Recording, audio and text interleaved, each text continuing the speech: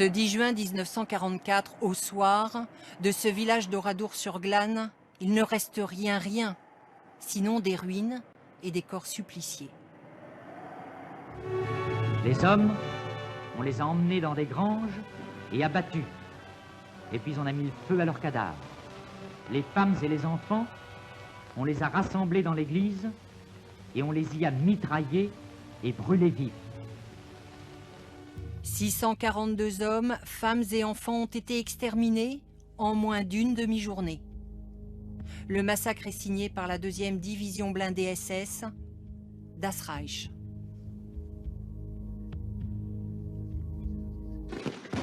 La Das Reich, celle qui a combattu en Pologne, en Tchécoslovaquie et sur le front de l'Est. 18 000 hommes, une unité d'élite, soudée par la violence et la brutalité. Voilà comment elle s'illustre. Sur son passage, les villages brûlent, les civils sont assassinés, les exactions se multiplient. Au début de l'année 44, la Das Reich arrive dans le sud-ouest de la France pour renouveler son matériel et ses soldats. Et puis il y a des rumeurs de débarquement allié. Elle s'installe à Montauban et forme de nouvelles recrues aux valeurs de la division. Celui qui est valeureux est celui qui est capable justement de commettre le pire. Commettre le pire, la division va en avoir l'occasion. 8000 hommes prennent la route direction la Normandie. Leur mission principale, réduire à néant les résistants qui sont galvanisés par l'annonce d'un débarquement allié imminent. Une colonne, longue comme un serpent, qui sur sa route laisse comme une traînée de sang. Village après village, elle tue, elle pille, elle brûle, méthodiquement. Tout individu qui est suspect va être exécuté. On ne cherche pas à savoir s'il est effectivement coupable ou non. Le but de cette violence, c'est de discriminer la résistance, c'est le terme qu'on emploie, c'est-à-dire de couper les populations civiles de la résistance, d'empêcher par la terreur qu'elles ne soutiennent les résistants. Quand la Das Reich arrive dans le Limousin, le débarquement allié en Normandie a déjà eu lieu. Alors, près de Limoges, la résistance se soulève, tue les libérés. Mais le 9 juin, la 2e division SS encercle la ville, rafle les hommes de 16 à 60 ans et leur promet ceci. Pour les maquis et ceux qui les aident, il n'y a qu'une peine, le supplice de la pendaison. 99 hommes sont pendus au balcon de la ville aux lampadaires comme une infamie.